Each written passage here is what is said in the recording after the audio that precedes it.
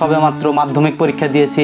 ঈদটা আসবে, ঈদের আগের দিন অনেক প্ল্যান হয়। তো ঈদের দিন সকালবেলা আসলে ভোরবেলা বাবা মারা যায়, কি করব ওরকম ভাবে বুঝে উঠতে পারিনি। কিভাবে শুরু করলেন আপনার ব্যবসা? প্রকৃত পেজটা খোলার পরে আমার উদ্যোগের যাত্রাটা শুরু।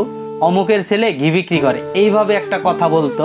এখন তারা আমার সফলতা দেখে তারা এখন বলে না, ও ঠিক ভালোটাই করেছে। 1000 কেজির মতো একটা অর্ডার পাই, সেই অর্ডার থেকে আসলে আমার আমি বুঝতে পারি যে আমি যদি চেষ্টা করি তাহলে আমি পারবো। সবাই বলে যে এটা আমার বেস্ট প্রোডাক্ট, তো এখন সেই ক্ষেত্রে আপনাকে কিভাবে বিশ্বাস করব? আলহামদুলিল্লাহ এখন প্রতি মাসে প্রায় 10 লক্ষ টাকার মতো সেল হয়। স্বপ্ন কি আছে আপনার? আমার স্বপ্ন সামনে আছে যে আমি নিজে টাকা উপার্জন করে একটা গাড়ি কিনবো, প্রাইভেট কার, সেটাতে নিয়ে মাকে নিয়ে ঘুরবো, এটাই আমার স্বপ্ন।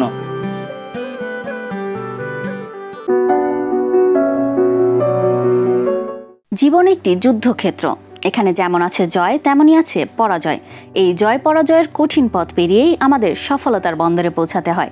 আমি শিলা আক্তার স্নেহা, আপনাদের সবাইকে স্বাগত জানাচ্ছি নিউজ 24-এর বিশেষ আয়োজন জয় পরাজয়ের গল্পে। আমাদের আজকের অতিথি এমন একজন ব্যক্তি যিনি জীবনে মচকে গেছেন কিন্তু ভেঙে পড়েননি। আমাদের আজকের অতিথি মেহেদী হাসান। কেমন আছেন মেহেদী? আলহামদুলিল্লাহ ভালো, আপনি কেমন আছেন? এই তো ভালো। আচ্ছা, কথা না বাড়িয়ে আমরা মূল গল্পে যেতে চাচ্ছি। আপনার গ্রামের বাড়ি কোথায়? আমার গ্রামের বাড়ি সিরাজগঞ্জ উল্লাপাড়ায়। আচ্ছা, সেখানেই আপনার বেড়ে ওঠা? জি, মাধ্যমিক পর্যন্ত সেখানে বেড়ে উঠেছি আর মানে বড় হয়েছি। আচ্ছা, আমি যতটুকু জানি যে আপনার বাবা মারা গেছে, তো কত সালে আর কিভাবে মারা গেল? আমার বাবা মারা গেছে 2020 সালে। বাবা মারা গেছে আসলে স্ট্রোক করে। আচ্ছা, মানে এটা কি হঠাৎ করেই নাকি উনি আগে থেকে কোনো রোগে আক্রান্ত ছিল? না, বাবা কোনো রোগে আক্রান্ত ছিল না। 2020 সালে কোরবানি ঈদের দিন সকাল ভোরবেলা বাবা তখন স্ট্রোক করে। স্ট্রোক করার পরে কিছু বেশিক্ষণ আর থাকে না এই দুনিয়ায়, তারপরেই সে চলে যায় আর আমাদেরকে রেখে। আপনার ফ্যামিলির মধ্যে কি আর্নিং কি শুধু উনিই করতেন নাকি আরও কেউ? না, আর্নিং বাবাই করতো, কিন্তু আমাদের পারিবারিক একটা ব্যবসা ছিল, সেজন্য আর কি ওইভাবে আমাদের বেগ পেতে হয়নি। আপনাদের এই ব্যবসাটা আসলে কে শুরু করেছিল, আপনার বাবা? জি, আমার বাবা আর আমার মামা শেয়ারে শুরু করেছিল। তবে করোনাকালীন সময় বাবা মারা যাওয়ার পরে অনেকটাই লস হয় এই ব্যবসায়। তো আপনি কি আপনার বাবা মারা যাওয়ার পর থেকেই কোনো কিছু করার একটা চিন্তা ভাবনা করেছেন? জি, আমি বাবা মারা যাওয়ার পরে ভেবেছিলাম কিছু করব, কিন্তু তখন সবেমাত্র মাধ্যমিক পরীক্ষা দিয়েছি, কি করব ওরকমভাবে বুঝে উঠতে পারিনি। এদিকে পড়াশোনার চাপ, কলেজে ভর্তি হব। তো কলেজে ভর্তি হওয়ার আগ পর্যন্ত আমি কোনো কিছু শুরু করতে সাহস পাইনি। তো যখন আমি মাধ্যমিকে পড়াশোনা করি, ঢাকাতেই তেজগাঁও কলেজে পড়াশোনা করেছি, তো তখন আমার যে পড়াশোনা খরচ চালাতে তখন আমার পরিবারকে হিমশিম খেতে হয়। তখন আমি চিন্তা ভাবনা করি যে আমি নিজে কিছু করব। সেই থেকে আসলে আমার এই উদ্যোগের যাত্রা। 20 সালে কোরবানি ঈদে, তো ঈদটা আসবে, ঈদের আগের দিন অনেক প্ল্যান হয়। তো ঈদের দিন সকালবেলা আসলে ভোরবেলা বাবা মারা যায়, তো এটা আমার জন্য খুব কষ্টের। আপনার বাবার সাথে শেষ স্মৃতি ঈদের কোনটা আপনার সবচেয়ে বেশি মনে পড়ে? বাবা বলেছিল যে সকালে তাড়াতাড়ি ঘুম থেকে উঠিস, আমরা একসাথে নামাজে যাব, তারপরে এই আর কি। এইটাই মনে পড়ে যে সে বলেছিল যে আমি একটু ঈদের দিন সকালবেলা একটু দেরি করে ঘুম থেকে উঠতাম, তো বাবা বলছিল যে আজকে আগামীকাল ঈদের দিন সকালবেলা বেশি দেরি করিস না, সকালে ঘুম থেকে উঠিস, তা একসাথে নামাজে যাব। এইটাই আর কি আমার বেশি মনে পড়ে। বাবা মারা যাওয়ার পর তো এখন অনেকগুলো ঈদ চলে গেছে বা এখন বিভিন্ন ওকেশন আসে, তো আপনার কেমন ফিল হয় এখন? আসলে অনেকটাই ফিল হয় যখন আমার বেশি ফিল হয় যে ওই বাবার শেষ কথাটা যে একসাথে নামাজ যাব। ভোরবেলা যখন নামাজে যাই ঈদের দিন সকালবেলা ঈদগাহ মাঠে, তখন যাওয়ার সময় অনেক মনে হয় সবাই যখন বাবার হাত ধরে যায় বা করে একসাথে কথা বলে, তখন আমার অনেক কষ্ট লাগে আর কি। কিভাবে শুরু করলেন আপনার ব্যবসা? যেহেতু আমার বাসা সিরাজগঞ্জে, তো আমি কল্পনা করতে থাকি যে আমার কিছু করতে হবে। তো আমি ভাবি যে আমি যদি ফিজিক্যালি কোনো কিছু করি তো আমি তো পড়াশোনায় ফোকাস করতে পারবো না। তো আমি ভাবি যে পড়াশোনার পাশাপাশি কিছু করব। তখন আমি ভাবি যে অনলাইনে ব্যবসাটা করা যায়। তো বিভিন্ন গ্রুপে দেখি, বিভিন্ন পোস্ট দেখি, তখন ওই জায়গা থেকে অনুপ্রাণিত হয়ে আমি একটা ফেসবুক পেজ খুলি, যেটার নাম দিই প্রকৃত। তো ওই প্রকৃত পেজটা খোলার পরে আমার উদ্যোগের যাত্রাটা শুরু। তো আমি নির্বাচন করি যে আমি কোন আইটেম নিয়ে কাজ করবো। যেহেতু আমি সিরাজগঞ্জের ছেলে, সিরাজগঞ্জের বিখ্যাত পণ্য ঘি, তো তখন আমি ঘি নিয়ে কাজ করার সিদ্ধান্তটা নেই এবং নিজস্ব প্রোডাকশনের একটা ব্যবস্থা করি। তো আপনি যতটুকু বললেন যে আপনার বাবার ব্যাকগ্রাউন্ড ছিল সেনাবাহিনী, তাহলে আপনি সেনাবাহিনীতে না গিয়ে ব্যবসা কেন? আসলে আমার ছোটবেলার থেকে একটা স্বপ্ন যে আমি কিছু না কিছু করব, যেখানে আমি অনেক মানুষের কর্মসংস্থানের ব্যবস্থা করব। আমি নিজে চাকরি করার জন্য বেশি একটা স্বাচ্ছন্দ্য বোধ করি না। তারপরে থাকে না যে বাবার প্রেক্ষিতে, বাবার রেফারেন্সে আমি চলে গেলাম, তো এরকম কেন না? আপনি হঠাৎ কেন ব্যবসাটাই বেছে নিলেন? ব্যবসা করলে নিজের স্বাধীনতাটা থাকে, নিজের মন মতো কাজ করা যায়, প্লাস হলো এখানে হলো একদম আর্নিংটা নিজের মতো করে করা যায়। আমি যদি বেশি পরিশ্রম করি, বেশি আর্নিংটা করব, আর একটা নিজের স্বপ্ন পূরণ করা যায়। আসলে এই সব কিছু প্রেক্ষিতে আমি চিন্তা ভাবনা করি যে আমি ব্যবসা করব। একটা ব্যবসা তুলে ধরা, দাঁড় করানো খুবই কঠিন। তাহলে আপনি যদি একটা চাকরি করতেন, সেক্ষেত্রে আপনি ইজিলি কিন্তু সে চাকরিটা পেয়ে যেতেন বা ভালো টাকা ইনকাম করতে পারতেন। তো আপনি যখন ব্যবসাটা শুরু করলেন, প্রথম দিকে যে যাত্রাটা, সেটা কিন্তু মোটেই সহজ ছিল না। তো আপনি আসলে কিভাবে সেগুলা ফেস করলেন? আসলে অনেক কষ্ট করে আমি এত দূর এসেছি, যেহেতু আমার বাসা একদম প্রান্তিকে। তো ওইখান থেকে আমার উঠে আসার মানে অনেক কষ্ট, হোঁচট খেতে হয়েছে অনেকবার।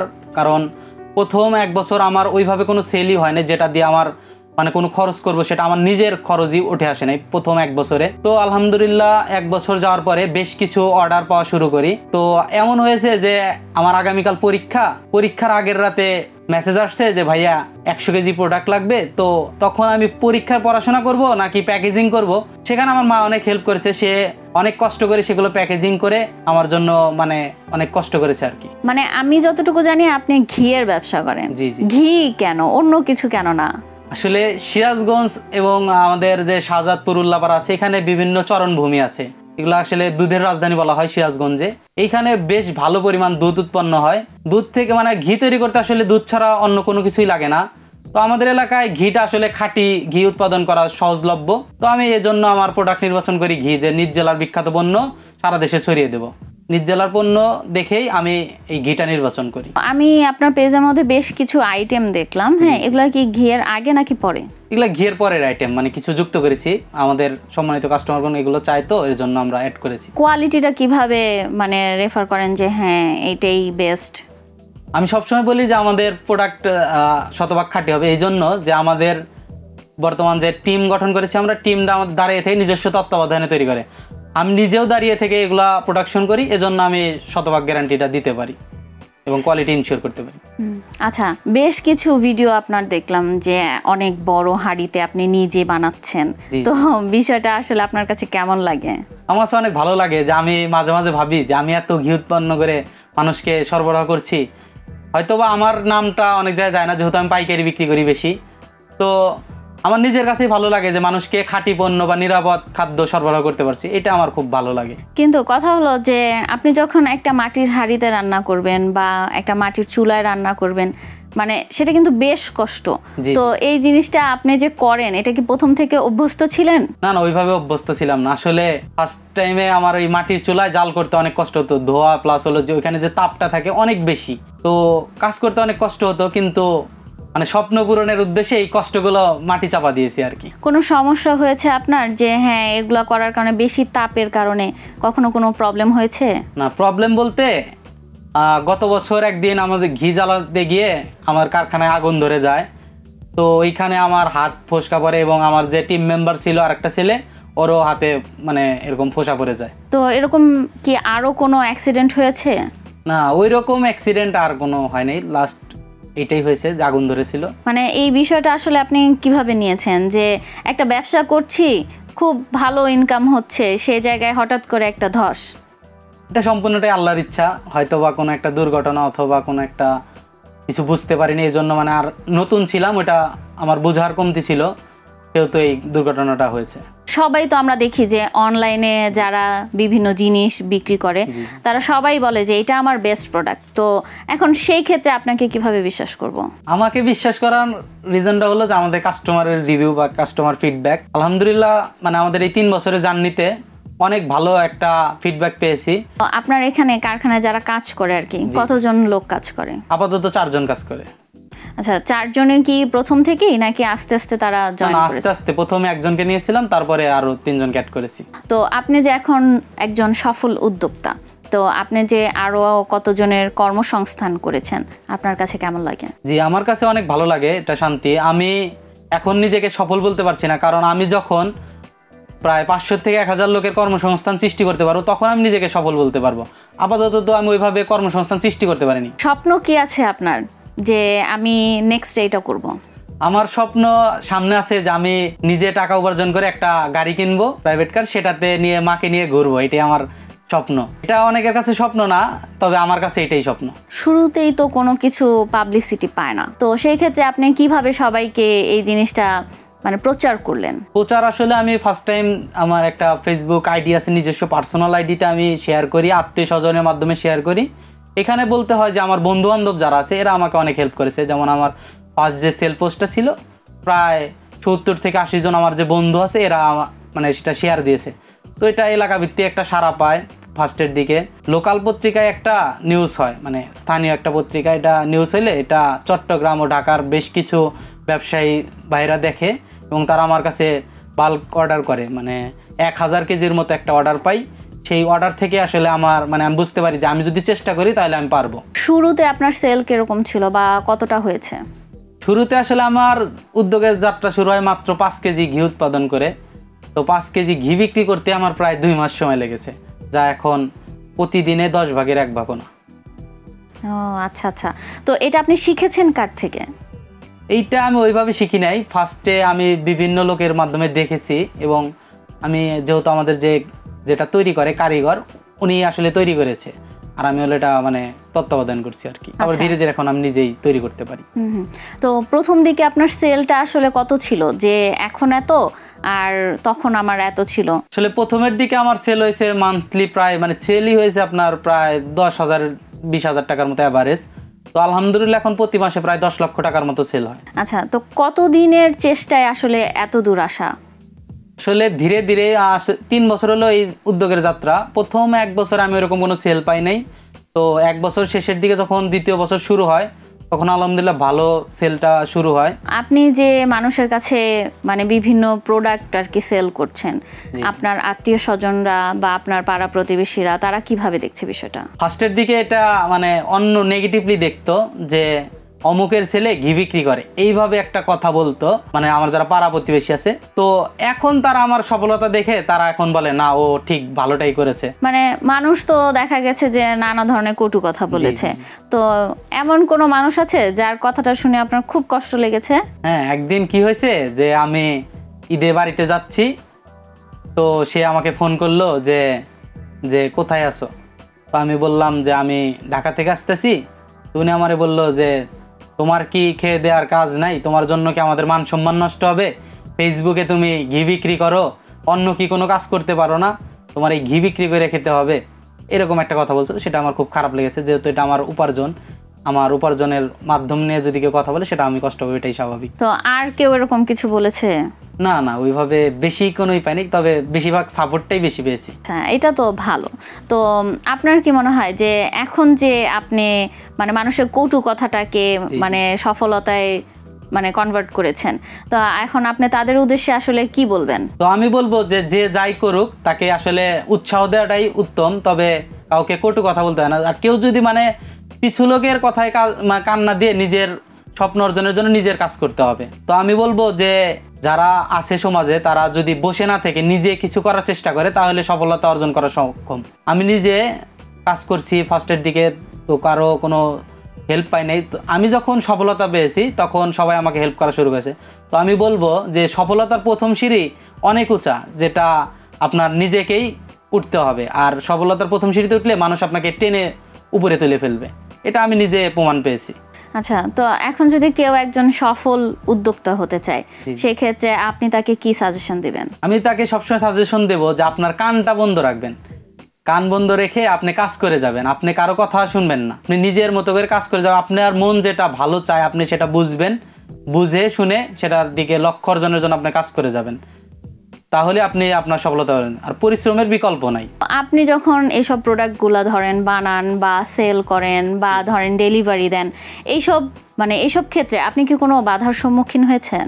ডেলিভারির ক্ষেত্রে অনেক সমস্যার সম্মুখীন হয়েছে, যেহেতু আমাদের লিকুইড আইটেম, এইটা বিভিন্ন কুরিয়ারই এটা নিতে চায় না।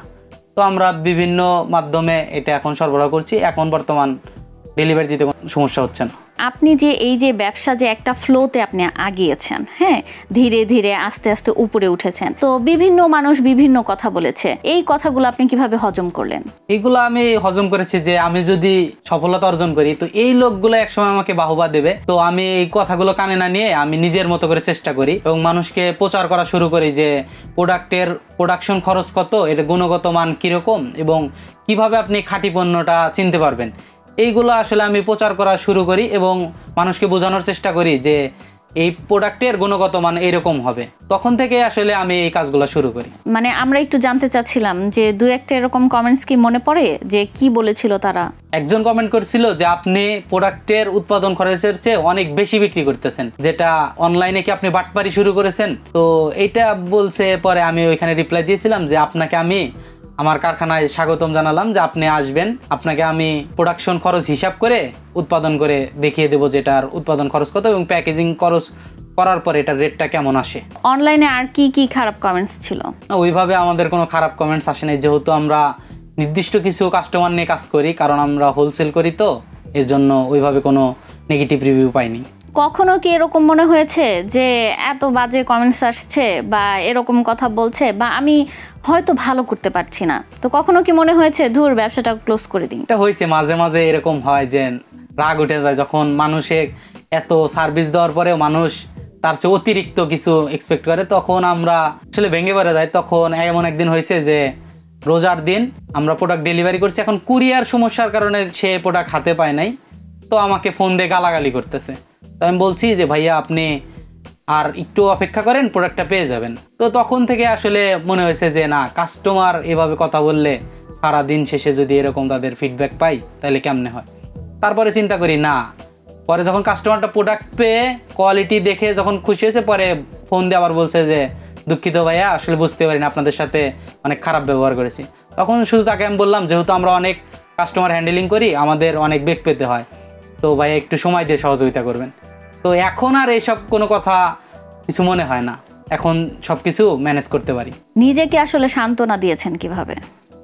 নিজেকে সান্ত্বনা দিয়েছি যখন ভার্সিটিতে যাই, ক্লাস টাইমেও ফোন আসে, প্লাস হলো বিভিন্ন এক্সামে থেকে বের হওয়ার পরেও মানুষের অর্ডার আসে, তখন ভাবি যে আমি যে পড়াশোনার পাশাপাশি এত কষ্ট করতেছি, আমি কি পাবো। পরে আমি নিজে বাসায় যে শুয়ে শুয়ে ভাবছি যে আমি যদি সফলতা পাই, বলবে যে লোকজন যে তুমি সফলতা অর্জন করতে পেরেছো বা তুমি সাফল্য পেয়েছো, এই স্বপ্ন পূরণ করতে পারো। এই জন্য আসলে আমি নিজেকে নিজের বুস্টটা দিই। যারা এখন বেকার আছে তারা যদি একজন সফল উদ্যোক্তা হতে চায়, তো তাদের ক্ষেত্রে আপনি আসলে কি বলবেন? আসলে যারা বেকার আছে বা এখন বসে আছে, তাদের উদ্দেশ্যে আমি বলবো যে আপনারা বসে না থেকে কিছু করার চেষ্টা করেন। বাংলাদেশে এখনো অনেক সম্ভাবনাময় প্রোডাক্ট আছে যেগুলো আপনি দেশে এবং দেশের বাইরেও সেল করতে পারবেন। তো আপনারা নিজের উদ্যোগটা শুরু করেন। উদ্যোগটা শুরু করলে প্রথমে সফলতা অর্জন করতে না পারলেও ইনশাল্লাহ আপনি কাজ করলে সফলতা অর্জন করতে পারবেন অবশ্যই। তাহলে আপনাদের বেকার সমস্যাটা সমাধান হয়ে যাবে আর কি। আমরা মাঝে মাঝে দেখি যে বিভিন্ন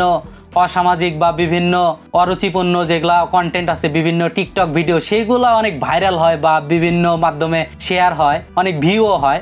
কিন্তু আমরা যারা উদ্যোক্তা আছি, আমরা যখন এগুলা একটা সেল পোস্ট করি, ওইভাবে মানুষজন রিয়্যাক্ট বা শেয়ার করে না। আমি দর্শকদের উদ্দেশ্যে বলবো যে আপনারা যদি একজন উদ্যোক্তাকে সাপোর্ট করেন, তাহলে সে এটা থেকে একটু স্বাবলম্বী হতে পারবে এবং আমাদের যে বেকারত্ব সমস্যা আছে এগুলো সমাধান হবে।